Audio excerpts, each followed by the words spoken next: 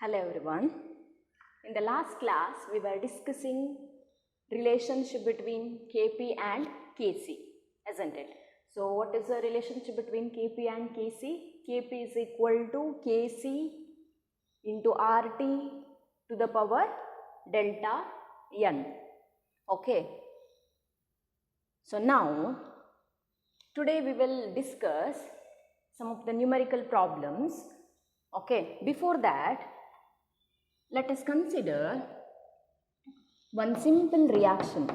So I'll write here A plus B, which gives products as C and D. So it is an equilibrium condition. So the reactants A plus B gives products C and D. Okay. So this is equilibrium constant K. So we have the expression. So we can write the expression for equilibrium constant. ಹೌದಾ, ನಾವು equilibrium constant ಗೆ expression ಬರೆಯೋದು ಹೇಗೆ ಅಂತ ನೋಡಿ ಆಗಿದೆ. Based on the law of mass action, isn't it? So here equilibrium constant, it is always directly proportional to, or it is a ratio of the product of molar concentration of the products divided by the product of molar concentration of the reactants. So what is equilibrium constant? What is the definition of equilibrium constant?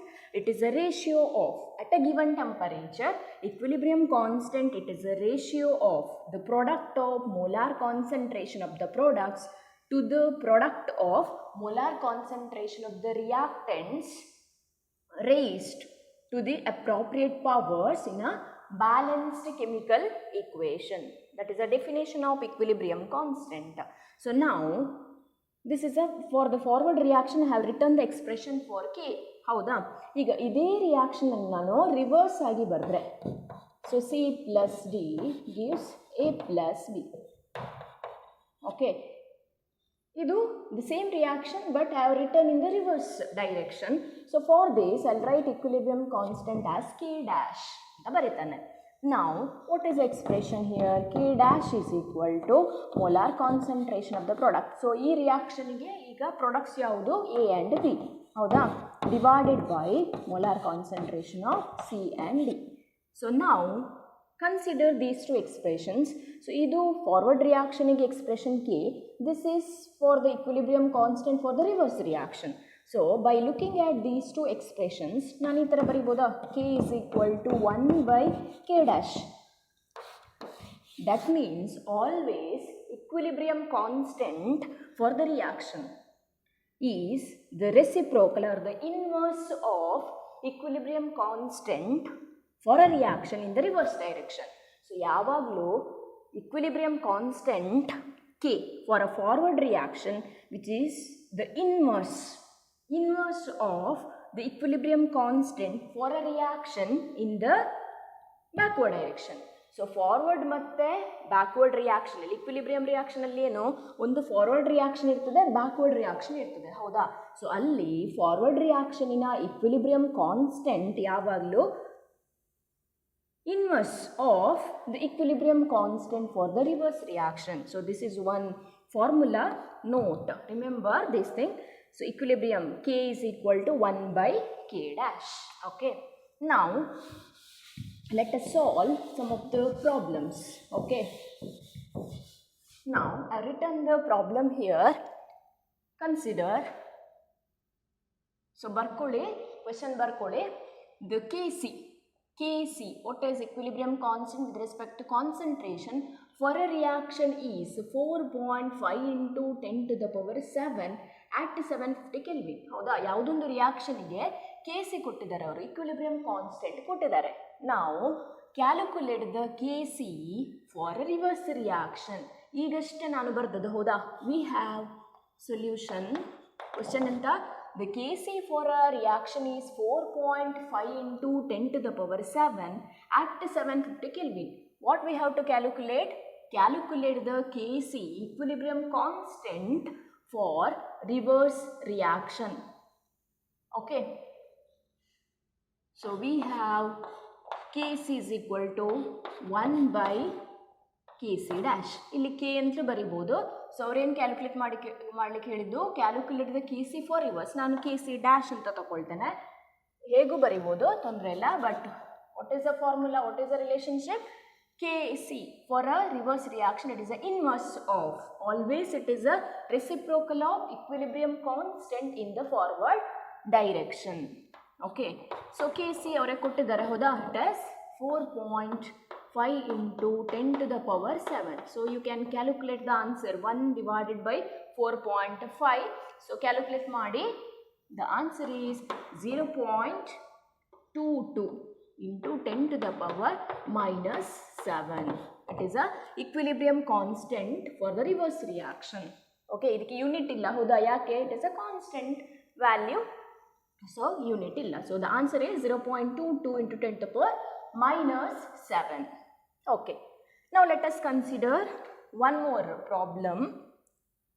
For a reversible reaction, they have given the reaction here, PCl3 plus Cl2 gives phosphorus pentachloride PCl5. Here Kc, for this particular reaction, the equilibrium constant value is 3.0. That means 3 at 27 degrees Celsius. Calculate the value of Kp. What is Kc and Kp? Kc means it is the equilibrium constant with respect to concentration. Kp means equilibrium constant with respect to pressure. Okay, now they have given the value of Kc. We have to calculate the Kp, value of Kp. So direct formula we can use, right? What is the relationship between Kp and Kc?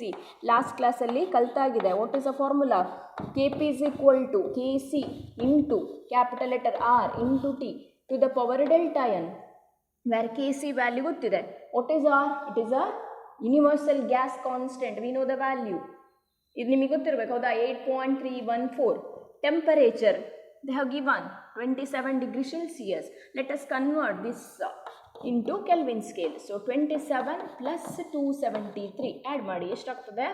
It is 300 Kelvin. ಹೌದಾ? R value, R is 8.314. What is delta n? Delta n ಅಂದ್ರೇನು? Delta n, it is equal to number of moles of gaseous products minus number of moles of gaseous reactants. ಹೌದಾ? ನಮ್ಮ reaction ಇದು PCl3 plus Cl2. Here product ಯಾವುದು? PCl5. ಎಷ್ಟು mole ಇದೆ? 1 mole. Stoichiometric coefficient is 1 here. Reactants, there are 2 reactants, PCl3 and Cl2. This is also 1 mole, this is also 1 mole. So the total number of moles of reactants, 1 plus 1, 2 ಆಯ್ತು, ಹೌದಾ? But only 1 mole of product is there. So the number of moles of gaseous. So delta n ಹೇಗೆ find out ಮಾಡೋದು? Number of moles of gaseous product ನೋಡಬೇಕು. So ಇದು product ಎಷ್ಟು mole ಇದೆ? gaseous product, yes. So number of moles of product is 1 minus number of moles of gaseous reactants ಎಷ್ಟಿದೆ? 1 plus 1, 2. So 1 minus 2, it is minus 1. Now let us substitute all these values in the formula. So I'll write here Kp find out ಮಾಡಲಿಕ್ಕೆ Kc is given, it is 3 into R 8.314 into temperature 300 to the power delta n to the power minus 1. So ಇದನ್ನು ನಿಮಗೆ calculate ಮಾಡ್ಬೋದು, ಹೌದಾ? 8.314 into 300 multiply ಮಾಡಿ answer ಎಷ್ಟು ಬರುತ್ತೆ? To the power minus 1 ಅಂದರೆ 1 divided by ಮಾಡಿ. So I'll write the answer. ಡೈರೆಕ್ಟಾಗಿ ಆನ್ಸರ್ ಬರುತ್ತಾನೆ. So Kp, my answer is 0.001202. Check ಮಾಡಿ, ಏನಾದರೂ ಡಿಫ್ರೆನ್ಸ್ ಬಂದರೆ ಹೇಳಿ ನನಗೆ. Okay, so the Kp value is 0.001202. This is a constant value, so need not to write the unit. Unit ಇಲ್ಲದಕ್ಕೆ constant ಆದ ಕಾರಣ. So this is about second problem. ಕೇಳ್ಬೋದು, ಇದು ಎಕ್ಸಾಮಲ್ಲಿ 2 ಮಾರ್ಕ್ಸಿಗೆ ಕೇಳ್ಬೋದು. ಸೊ ದ ರಿಲೇಷನ್ಶಿಪ್ ಫಾರ್ಮುಲಾ ಸರಿ ಗೊತ್ತಿರಬೇಕು. Kp equal to Kc RT to the power delta n. So delta n we need to calculate it as number of moles of gaseous product minus number of moles of gaseous reactants. Okay, is this clear? Note it down. Next, we shall see the third problem. What is given? The equilibrium concentration of ammonia, hydrogen and nitrogen for the synthesis of ammonia are. ಅವರೇನು ಕೊಟ್ಟಿದ್ದಾರೆ? Ammonia concentration ಕೊಟ್ಟಿದ್ದಾರೆ. It is 1.2 into 10 to the power minus 2 molar and hydrogen it is 3 into 10 to the power minus 2 molar and nitrogen it is 1.5 into 10 to the power minus 2 molar respectively at a given temperature.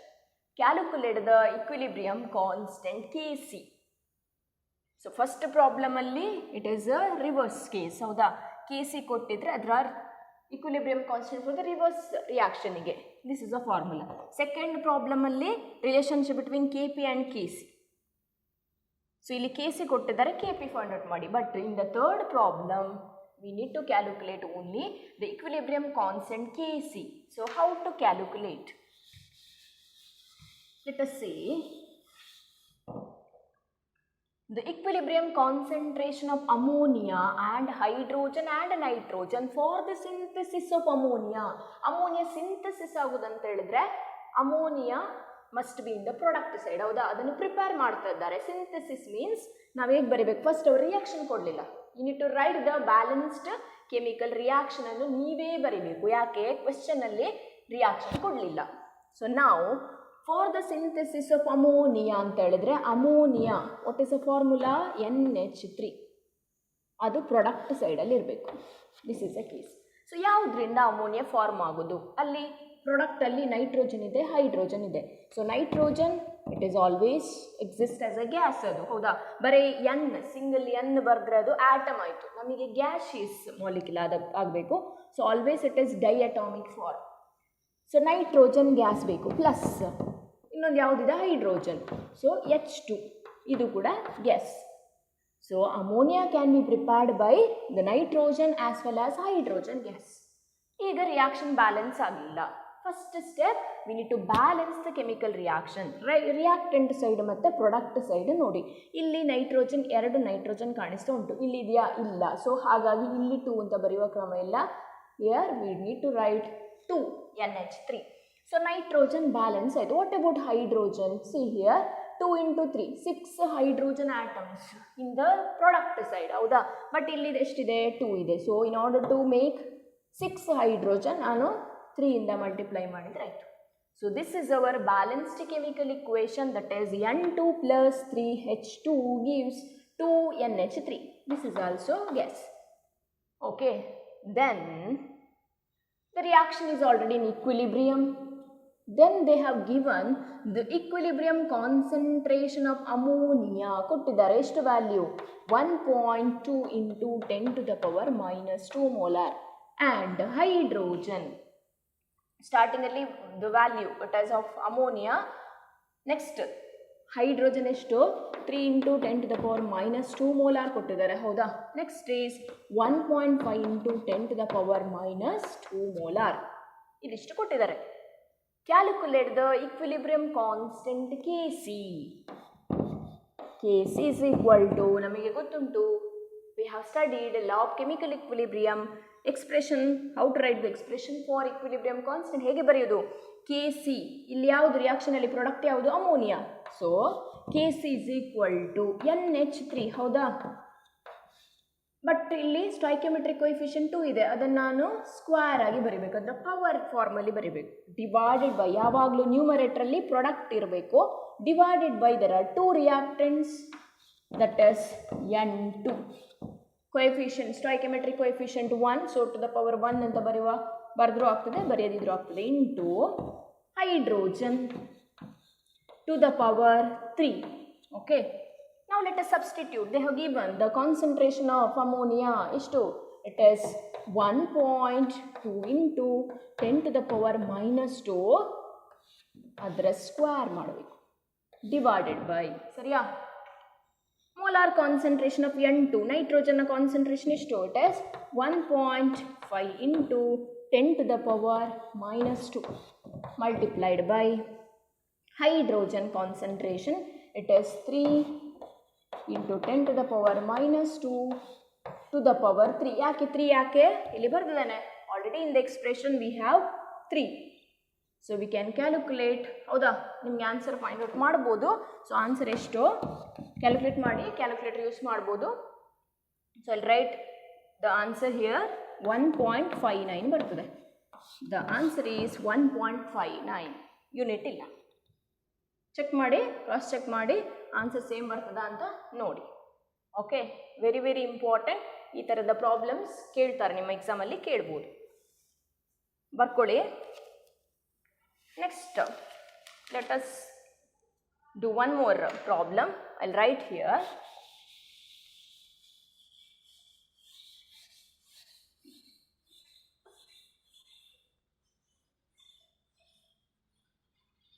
Okay.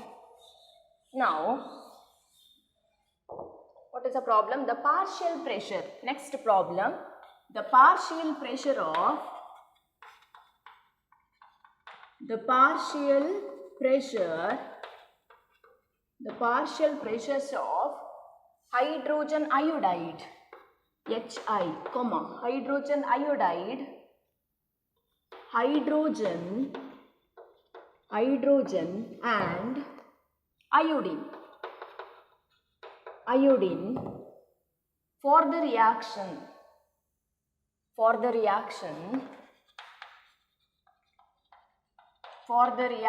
they have given the reaction that is 2HI gives H2 plus I2. Okay, R 0.04 atmosphere in the sense it is given in terms of pressures. Okay, 0.04 atmosphere, 0.08 atmosphere, ATM means atmosphere, and 0.08 atmosphere respectively. Okay, respectively. Calculate the equilibrium constant. Okay, in the previous problem they have given the concentration in terms of molarity. ಹೌದಾ, ಅಲ್ಲಿ equilibrium constant Kc find out ಮಾಡಿದ್ದು ಹೀಗೆ. But in this problem it is, instead of concentration it is partial pressure of HI, hydrogen iodide, hydrogen and iodine for the reaction. ಎಷ್ಟು ನೋಡಿ, hydrogen iodide the partial pressure is 0.04 atmosphere, hydrogen it is 0.08 atmosphere and iodine is 0.08 atmosphere respectively. Then calculate the equilibrium constant. So here we should write Kp instead of Kc. ಯಾಕೆ ಇಲ್ಲಿ pressure ಅಲ್ಲಿ ಕೊಟ್ಟಿದ್ದಾರೆ reactants ಮತ್ತೆ products the gaseous. ಹೌದು, ಅದರ pressure ಅಲ್ಲಿ ಹೇಳಿದ್ದಾರೆ ಅವರು. ಸೊ ಹಾಗಾಗಿ Kc ಬರೆಯೋ ಬದಲು ನಾನೇನು ಬರೀತಾನೆ, Kp ಅಂತ ಬರೀತಾನೆ. Okay, Kp is equal to, ಇಲ್ಲಿ ಪ್ರಾಡಕ್ಟ್ ಯಾವುದು, hydrogen and iodine. But concentration ಬರೆಯೋದಲ್ಲ, ಮೋಲಾರ್ ಕಾನ್ಸಂಟ್ರೇಷನ್ ಬರೀಲಿಕ್ಕಿಲ್ಲ. ಅಲ್ಲಿ ಅದು ಆ ಕ್ವೆಶ್ಚನ್ ಅಲ್ಲಿ ಥರ್ಡ್ ಪ್ರಾಬ್ಲಮ್ ಅಲ್ಲಿ ಕಾನ್ಸಂಟ್ರೇಷನ್ ಅಂತ ಅವರೇ ಕೊಟ್ಟಿದ್ದಾರೆ. ಹೌದಾ, ಸೊ ಇಲ್ಲಿ partial pressure of hydrogen, it is a product, expression same. ಹೌದಾ, ಪ್ರಾಡಕ್ಟ್ ಆಫ್ ಪ್ರೆಷರ್ ಕೊಟ್ಟ ಕಾರಣ ಪಾರ್ಷಿಯಲ್ ಪ್ರೆಷರ್ ಆಫ್ ಯಾವುದು ಪ್ರಾಡಕ್ಟ್ಸ್ ಇಲ್ಲಿ, ಹೈಡ್ರೋಜನ್ ಮತ್ತು iodine. Partial pressure of hydrogen and partial pressure of iodine divided by ಯಾವುದು, partial pressure of hydrogen iodide to the power 2. ಯಾಕೆ, stoichiometric coefficient 2 ಇದೆ. Okay, now let us substitute. Partial pressure of hydrogen ಎಷ್ಟು, it is 0.08.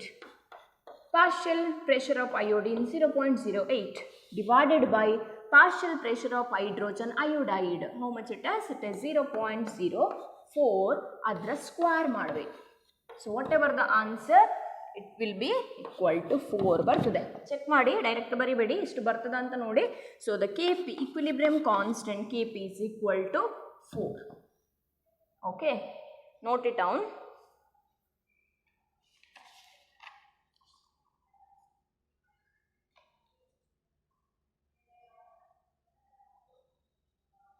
Now I'll give one more problem for homework. Okay, homework problem ಕೊಡ್ತಾನೆ, ಬರ್ಕೊಳ್ಳಿ, ನೀವೇ solve ಮಾಡಿ. Okay,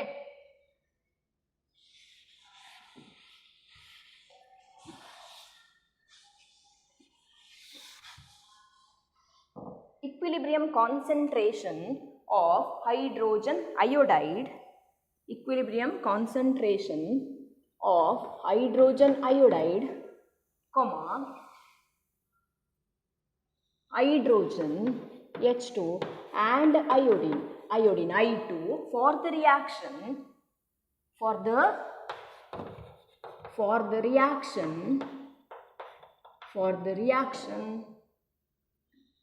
they have given the reaction H2 plus I2 gives 2HI. For the reaction R, ಇಲ್ಲಿ ಬರುತ್ತಾನೆ, R 5.86 into 10 to the power minus 2 molar, comma 0.86 into 10 to the power minus 2 molar, comma, and 0.86 into 10 to the power minus 2 molar respectively.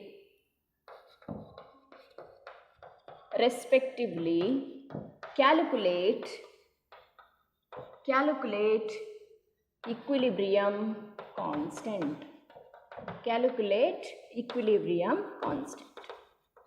ಇದು ಮಾಡ್ಬೋದಲ್ಲ, ಅದೇ ಥರ third problem ಇತ್ತಲ್ಲ, ಅದೇ ಥರ ಮಾಡಲಿಕ್ಕೆ equilibrium concentration of hydrogen iodide, hydrogen and iodine for the reaction given, calculate equilibrium constant ಮಾಡಿ ಎಷ್ಟು ಬರ್ತದೆ ಅಂತ ನೋಡಿ. Okay, next let us write one more reaction, one more homework problem, fifth one. Okay, sixth one. This is fifth problem. Let us consider sixth problem. At equilibrium, note it down, ನೀವೇ ಮಾಡಿ. At equilibrium,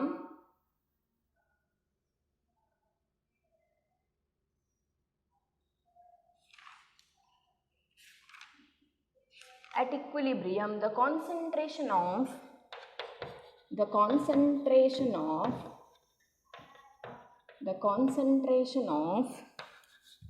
okay, at equilibrium the concentration of nitrogen 3 into 10 to the power minus 3 molar, oxygen 4.2 into 10 to the power minus 3 molar, and nitric oxide means NO, nitric oxide NO, it is 2.8 into 10 to the power minus 3 molar in a sealed vessel, closed vessel at 800 Kelvin. What will be the Kc value? Calculate. Or what will be the Kc for a reaction?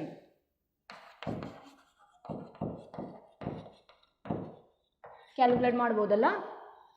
So it is given at equilibrium the concentration of nitrogen ಕೊಟ್ಟಿದ್ದಾರೆ, oxygen ಕೊಟ್ಟಿದ್ದಾರೆ, and nitric oxide in a sealed vessel at 800 Kelvin. What will be the Kc for the reaction? So ಇಲ್ಲಿ ನೀವು reaction ಬರಿಬೇಕು, ಹೌದಾ? reaction ಬರಿಬೇಕು. So what is the reaction? So they have given, okay, reaction ಕೊಟ್ಟಿದ್ದಾರೆ ಅವರೇ. So it is N2 plus O2 equilibrium, that is 2NO.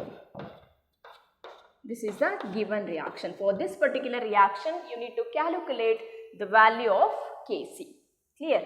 So this is about some of the problems.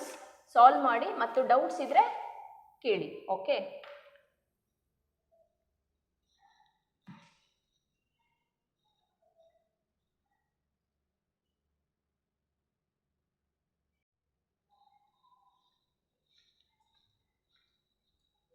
Okay. The next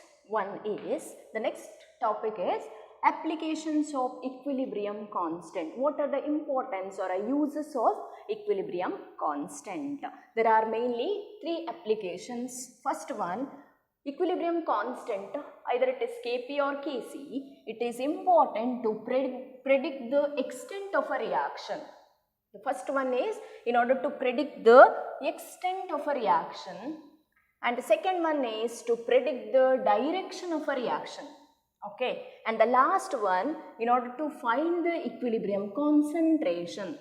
So now let us study one by one. Let us consider to predict the extent of a reaction. ಯಾಕೆ equilibrium constant extent ಒಂದು ರಿಯಾಕ್ಷನಿನ extent ಅನ್ನು ಹೇಳ್ತದೆ ಹೇಗೆ ಅಂತ ನೋಡುವ. ನಾವು let us consider one simple reaction. ನಾನೇನು ಬರೀತಾನೆ ಅಂತ ಹೇಳಿದ್ರೆ ಒಂದು ರಿಯಾಕ್ಷನ್ ತಗೊಳ್ತಾನೆ, A plus B gives C plus D as a products. ಸೊ ಈ ರಿಯಾಕ್ಷನಿಗೆ ನಾನು ಇಕ್ವಿಲಿಬ್ರಿಯಂ ಕಾನ್ಸ್ಟೆಂಟ್ ಎಕ್ಸ್ಪ್ರೆಷನ್ ಹೇಗೆ ಬರಿಬೋದು ಹೇಳಿ? ಇದು ಸ್ಟಡಿ ಮಾಡಿದರೆ ಹೌದಾ? It is the ratio of product of molar concentration of the products. ಹೌದಾ? ನ್ಯೂಮರೇಟರಲ್ಲಿ ಪ್ರಾಡಕ್ಟ್ಸ್ ಇರಬೇಕು, divided by the molar concentration of the reactants. ಸರಿ ಅಲ್ಲ? ಈಗ by looking at this expression, equilibrium constant K, it is directly proportional to the molar concentration of the products. ಹೌದಾ? and it is inversely proportional to the molar concentration of the reactants. ಅಂದರೆ K ಅನ್ನುವಂಥದ್ದು ನಿಮಗೆ K value ಎಷ್ಟು ಸಿಗ್ತದಲ್ಲ, ನೀವು problem solve ಮಾಡಿದ್ದೀರಿ, ಅದರಲ್ಲಿ K value ನೋಡಿ ಎಷ್ಟು ಕಾನ್ಸ್ಟೆಂಟ್ ವ್ಯಾಲ್ಯೂ ಸಿಗ್ತದೆ. ಸೊ ಅದು ಪ್ರಾಡಕ್ಟಿನ ಅಮೌಂಟಿಗೆ ಡೈರೆಕ್ಟ್ ಪ್ರಪೋರ್ಷನಲ್ ಇರ್ತದೆ. ಸೊ ನಿಮಗೆ ಜಾಸ್ತಿ K ವ್ಯಾಲ್ಯೂ ಹೈ ಬಂತು ಅಂತ ಹೇಳಿದರೆ ಅದರ ಅರ್ಥ ಎಂತ? ಈ ರಿಯಾಕ್ಷನಲ್ಲಿ ಪ್ರಾಡಕ್ಟ್ ಪ್ರಮಾಣ ಜಾಸ್ತಿ ಆಗಿದೆ, ಪ್ರಾಡಕ್ಟ್ ಜಾಸ್ತಿ, ನಿಮಗೆ ಈಲ್ಡ್ ಜಾಸ್ತಿ ಸಿಕ್ಕಿದೆ. ಅರ್ಥ ಆಗ್ತಾ ಉಂಟಾ? Higher the value K, greater is the formation of the products. ಯಾಕೆ? K is directly proportional to the products. ಹೌದಾ? K ಜಾಸ್ತಿ ಬಂದಷ್ಟು ಪ್ರಾಡಕ್ಟ್ ಜಾಸ್ತಿ, ಅಂದರೆ ರಿಯಾಕ್ಷನ್ ಜಾಸ್ತಿ ಆಗಿದೆ, ಪ್ರಾಡಕ್ಟ್ ಈಲ್ಡ್ ಜಾಸ್ತಿ ಸಿಕ್ಕಿದೆ ಅಂತ ಅರ್ಥ. ಇಫ್ K ಈಸ್ ಲೆಸ್, ಇದು ಕಮ್ಮಿ ಆದರೆ ಅದರ ಅರ್ಥ ಎಂತ? ಪ್ರಾಡಕ್ಟ್ ಕಮ್ಮಿ, ಪ್ರಾಡಕ್ಟ್ ಜಾಸ್ತಿ ಸಿಗಲಿಲ್ಲ, ಈಲ್ಡ್ ಜಾಸ್ತಿ ಸಿಗಲಿಲ್ಲ. ಸೊ ಈ ಎಕ್ಸ್ಪೆರಿಮೆಂಟಲ್ಲಿ ಏನು ಆಲ್ರೆಡಿ ಸ್ಟಡಿ ಮಾಡಿದ್ದಾರೆ.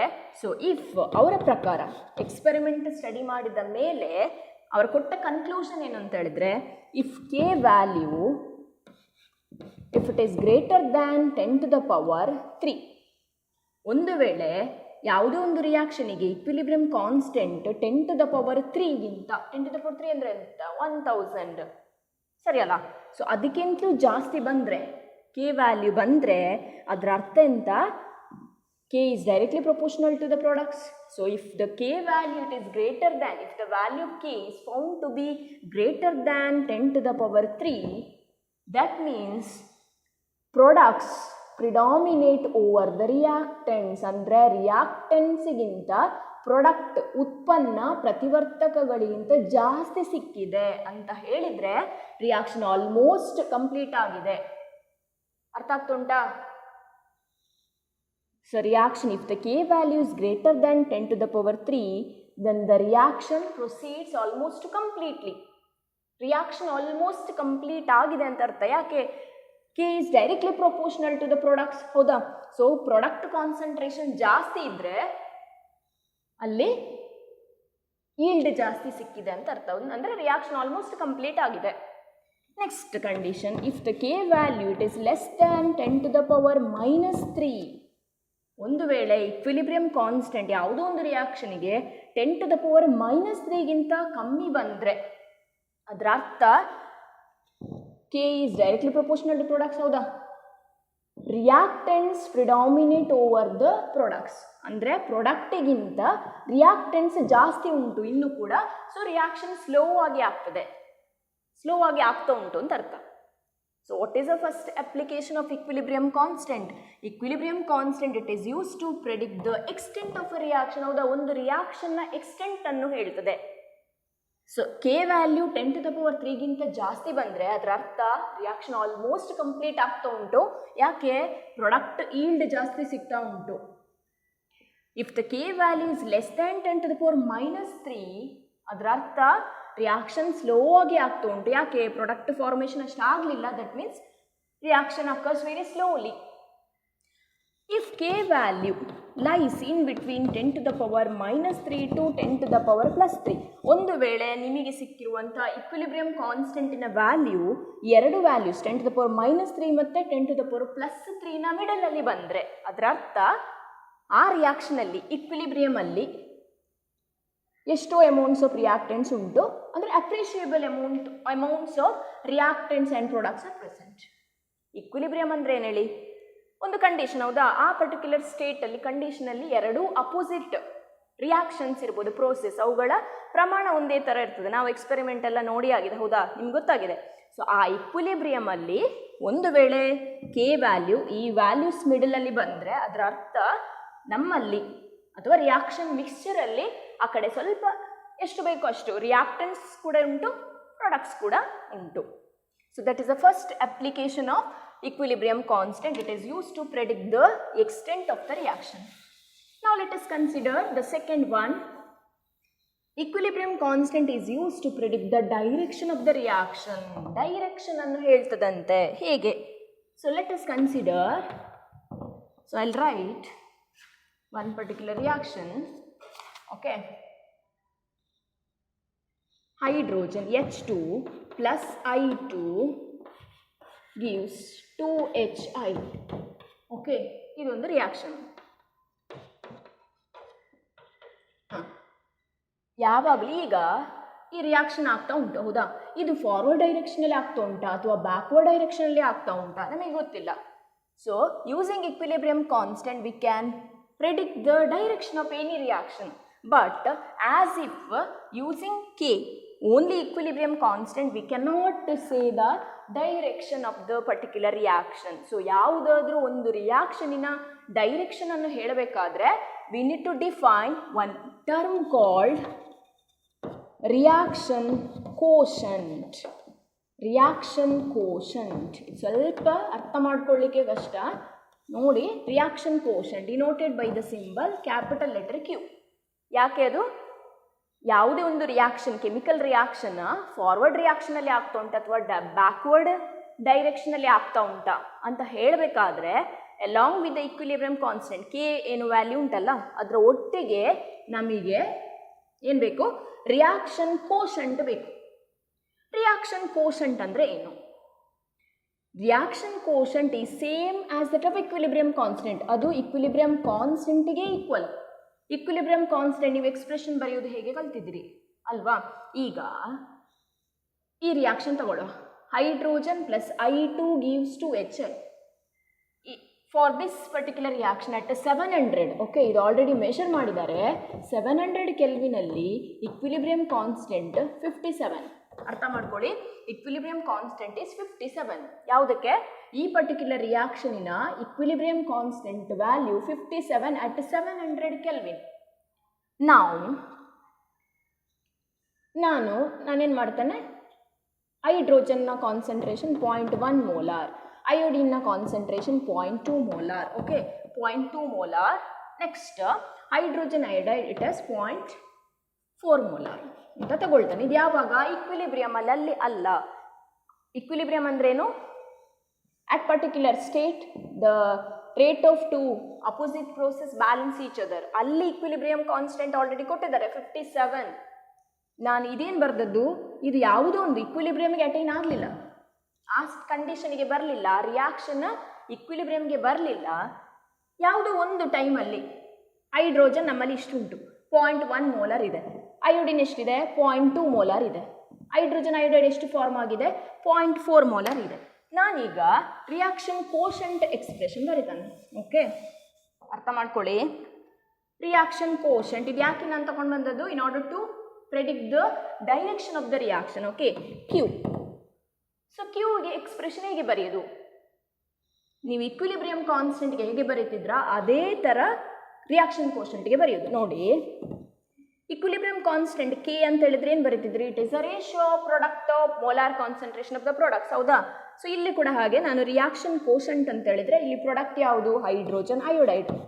ಅದೇ ಥರ ಬರೆಯೋದು HI⁻².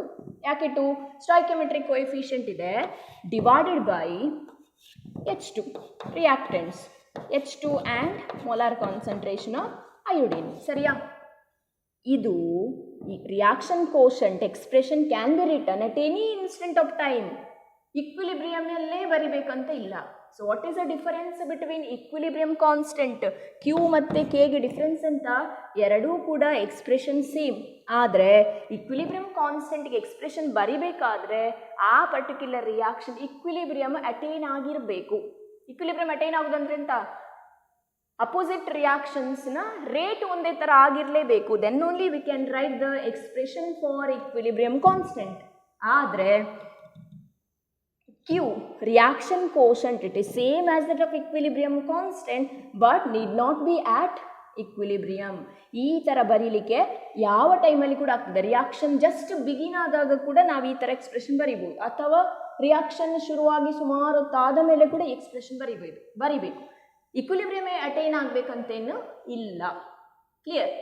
ಓಕೆ, ನಾನೀಗೇನು ಬರ್ತಿದ್ದೇನೆ, ಇದು ಇಕ್ವಿಲಿಬ್ರಿಯಮ್ ಅಟೈನ್ ಆಗಲಿಲ್ಲ, ಆದರೂ ನಾನು ಎಕ್ಸ್ಪ್ರೆಷನ್ ರಿಯಾಕ್ಷನ್ ಕೋಶಂಟಿಗೆ ಎಕ್ಸ್ಪ್ರೆಷನ್ ಬರ್ತಿದ್ದೇನೆ HI⁻² ಡಿವೈಡೆಡ್ ಬೈ. ಈಗ ಆಲ್ರೆಡಿ ನಾನಲ್ಲಿ ಇಷ್ಟು ಕಾನ್ಸಂಟ್ರೇಷನ್ ಉಂಟು ಅಂತ ನಾನು ತಗೊಂಡಿದ್ದೇನೆ, ಹೌದಾ?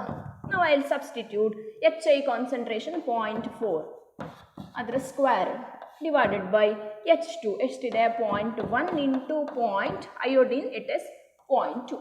ಸರಿಯಾ? ಸೊ ಎಷ್ಟು ಬರ್ತದೆ ಕ್ಯಾಲ್ಕುಲೇಟ್ ಮಾಡಿ. ಸೊ ನನಗೆ ಇಲ್ಲಿ ಆನ್ಸರ್ 8 ಬರ್ತದೆ.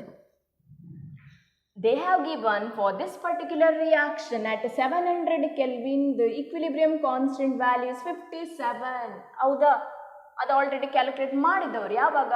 ಇಕ್ವಿಲಿಬ್ರಿಯಮ್ ಅಲ್ಲಿ ಇರುವಾಗ ಆ ಪರ್ಟಿಕ್ಯುಲರ್ ರಿಯಾಕ್ಷನಿನ K value is 57.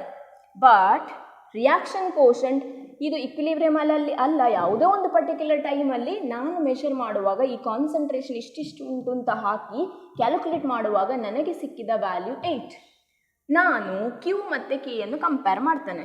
K value ಎಷ್ಟು 57, ಇದೆಷ್ಟು 8. ಸೊ ಇದರಲ್ಲಿ first point K is less then K. ಹೌದಾ? ಕ್ಯೂ ಎಷ್ಟು 8, 57 ಅಲ್ವಾ? ಇದು 57. ಸರಿಯಾ? ನನಗೆ ಕ್ಯೂ ವ್ಯಾಲ್ಯೂ ಕೆಗಿಂತ ಕಮ್ಮಿ ಉಂಟು. If the reaction quotient Q if it is less than K, ಅದರ ಅರ್ಥ Q is directly proportional to product. ಹೌದಾ? ಇಲ್ಲಿ ಕ್ಯೂ ಎಷ್ಟು ಬರ್ತದೆ ಅಷ್ಟೇ ಪ್ರಾಡಕ್ಟಿಗೆ ಡೈರೆಕ್ಟ್ ಕಾನ್ಸಂಟ್ರೇಷನ್. ಅದೇ ಥರ ನಾನು ಇಲ್ಲಿ ಕೆ ಬರೆದ್ರೆ ಅದು ಕೂಡ ಪ್ರಾಡಕ್ಟ್ ಕಾನ್ಸಂಟ್ರೇಷನ್ಗೆ ಡೈರೆಕ್ಟ್ಲಿ ಪ್ರೊಪೋರ್ಷನಲ್. ನನ್ನ ಪ್ರಕಾರ ಕ್ಯೂ ಕೆಗೆ ಈಕ್ವಲ್ ಆಗಬೇಕಾದ್ರೆ ಅರ್ಥ ಮಾಡ್ಕೊಳ್ಳಿ, Q is less than K. ಕೆಗಿಂತ ಕ್ಯೂ ಕಮ್ಮಿ ಉಂಟು ಅಂತ ಹೇಳಿದರೆ, ಇದು ಕಮ್ಮಿ ಉಂಟು ಅಂತ ಹೇಳಿದರೆ ಪ್ರಾಡಕ್ಟ್ ಕಡಿಮೆ ಉಂಟು ಅಂತ ಅರ್ಥ. HI ಫಾರ್ಮ್ ಆಗಲಿಲ್ಲ, ಅಷ್ಟು ಫಾರ್ಮ್ ಆಗಲಿಲ್ಲ. ಎಷ್ಟು? ಕೆ ಎಷ್ಟು?